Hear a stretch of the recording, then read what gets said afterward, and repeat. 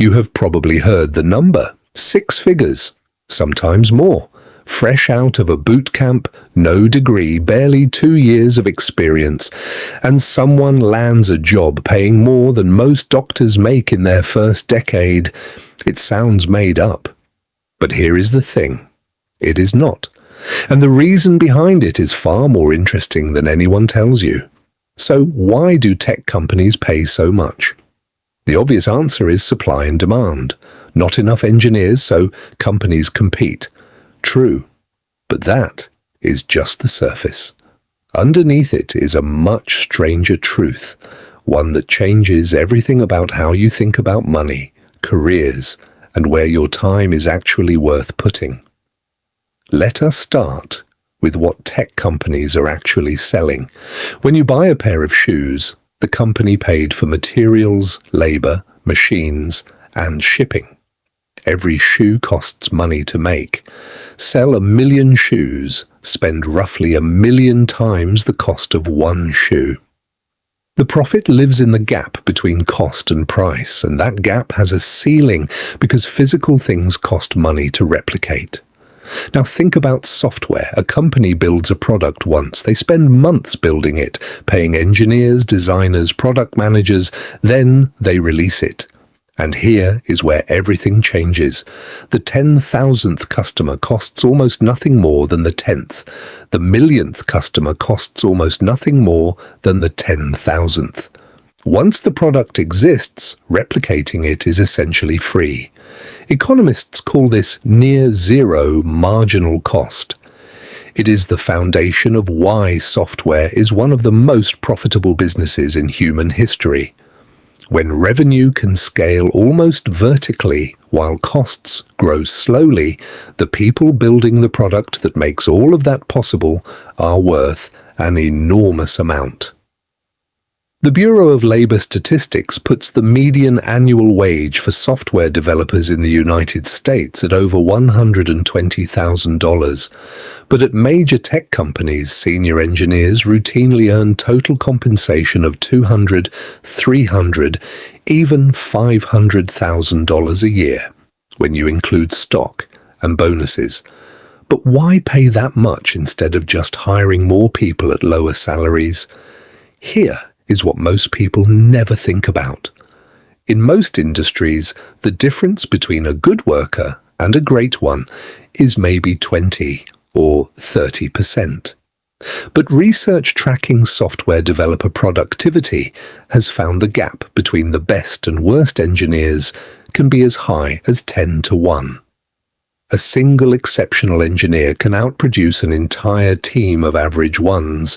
They write cleaner code, catch problems earlier, build systems that scale instead of collapse. Paying one exceptional engineer $300,000 instead of 3 average ones at $100,000 each is not generosity.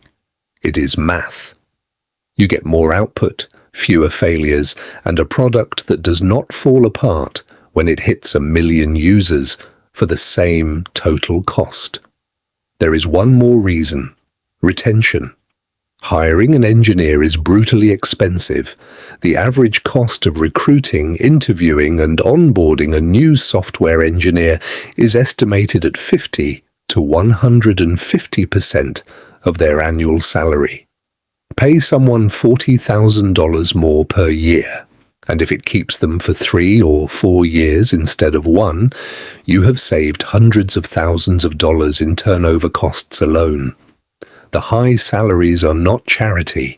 They are a calculated investment in stability. Now, here is the part most people miss. The money is not spread evenly. There is a sharp divide between companies whose products scale infinitely, where revenue multiplies without proportional cost increases, and companies that just use technology as a tool. The same resume, same skills, same years of experience can be worth $80,000 at one company and $250,000 at another. It is not the skill.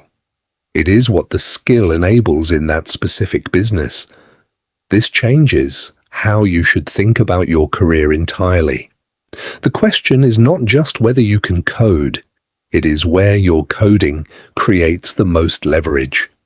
Which companies have business models where your output scales?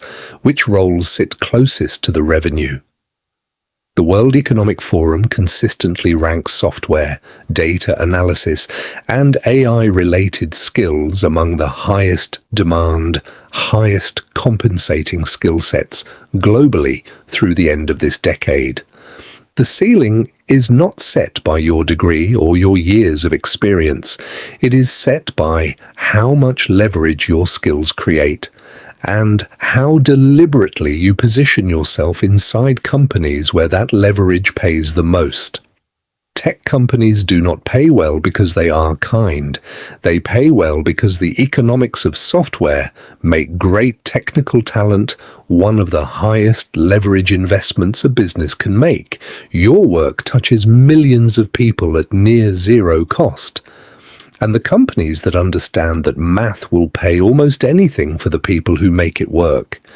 You started this video wondering why the numbers were real. Now you know. And if you want to become one of those people, here is your next move. There is a completely free data analysis course linked in the description below.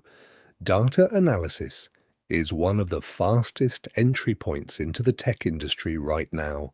High demand, no degree required, and the skills transfer directly into the roles at the companies paying the most. Think of it as your first step toward positioning yourself where the leverage actually is. The link is below. It costs you nothing. The only question is whether you use it. The number is real. Now go earn it.